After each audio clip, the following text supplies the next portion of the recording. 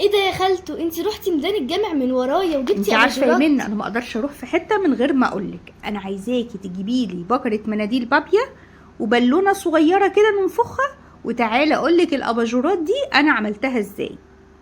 اول حاجه هنجيب البالونه وننفخها، لكن ما نخليهاش كبيره قوي، ونثبتها كده على كوبايه او على مج. نجيب بكره المناديل نقطعها مستطيلات صغيره زي ما انت شايفه بالطريقه دي. وبرطمان غيره هتلاقيه في اي مكتبه ب20 جنيه او ب25 جنيه. هناخد منه كميه صغيره وقدهم بالظبط ميه، وندوبهم كويس جدا في بعض. بعد كده هنرجع نجيب البالونه، ندهن منها جزء جزء بالغيره اللي احنا خففناه، وكل جزء ندهنه نحط عليه طبقه منديل من اللي احنا قطعناه، ونرجع ندهنه من فوق تاني بالغيره المخفف بالميه. هنعمل كده في كل اجزاء البالونه. نحاول نتأكد ان احنا غطينا كل البالونة بطبقة اولى من المناديل، لان احنا بعد ما نخلص الطبقة الاولى من المناديل دي هنرجع نحط طبقة تانية، وده علشان هيكون البادي الاساسي بتاع الاباجورة، علشان لما تنشف الاباجورة البادي بتاعها يكون قوي ومتماسك. خلي بالك يا منى تحاولي تبصي عليها كلها، لو لقيتي اي جزء فيها لون البالونة باين قوي او ضعيف تزودي عليها ورقة منديل تاني لحد لما تحسي ان طبقة المناديل كافية، وهنسيبها تقريبا ليلة بحالها تنشف. بعد كده نجيب باقي بكرة المناديل، هنقطع المستطيلات دي 5 ورقات في 6 مجموعات، يعني 5 في 6.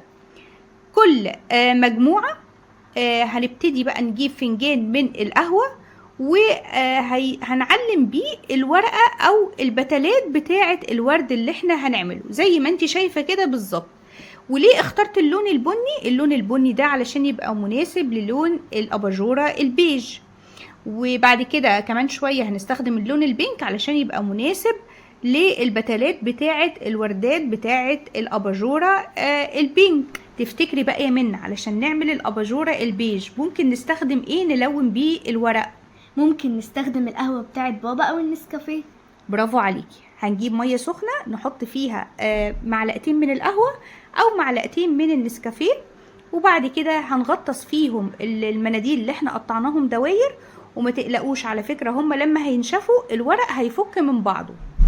وهنا بقى علشان نعمل الاباجورة البينك استخدمنا اللون الفوشيا، وممكن تستخدموا اللون البينك، وممكن تستخدموا اللونين مع بعض، يعني تلونوا الحروف بتاعة ورق المناديل باللون الفوشيا وباللون البينك، وبالسبراي بتاع المية هنرش عليهم كده، هتلاقوا اللون عمل ديجراديشن جوه الورقة لوحده. بعد ما نشف هنبتدي بقى على الحرف بتاع فنجان القهوة نرص الورق بالطريقة دي. عند التلت الاخير من كل ورقة نحط ورقة جديدة يبقى نصها لجوه ونصها لبره، ونلزقه بقى بالغيرة او نلزقه بمسدس الشمع او لزق اوهو او اي جلوم متاح عندكم تقدروا تستخدموه، لان المناديل من اسهل الحاجات اللي ممكن تلزقوها، اي حاجة بتلزقها عادي. طيب كل وردة هتاخد تقريبا كام ورقة؟ هتاخد من 12 ل 15 ورقة من اللي احنا قصيناهم دواير. بصوا شكلها بعد ما بنطلعها بقى من فنجان القهوة، ايه رأيك فيها يا منى؟ شكلها جميل؟ شكلها تحفة يا خالته. هنكمل بقى بقية البتلات كلها ونعملها ورد. ده بقى اللي احنا كنا حطيناهم في القهوة. بصوا الورق فرق من بعضه بعد ما نشف على طول. انا علشان اخلي شكلها احلى كان عندي لون ذهبي مائي اكريليك، حبيت ان انا الون الحروف بتاعته، بس هنا طبعا لازم بقى افصل الورق عن بعضه علشان اللون الاكريليك ما يخليش الورق يلزق في بعض، وعملتها برضو بنفس الطريقة. ايه رأيك يا منى بقى في اللون البيج والذهبي؟ لونهم حلو قوي. هنكمل بقى كل الوردات بنفس الطريقة، وبعد كده بعد ما عدى ليلة كاملة البالونة هتكون فصلت شوية من البادي بتاع المناديل اللي احنا عملناها بالغرق الابيض. هنخرمها وهنطلعها. بصوا صوتها بقى عامل ازاي، ده معناه ان البادي بتاعها بقى قوي.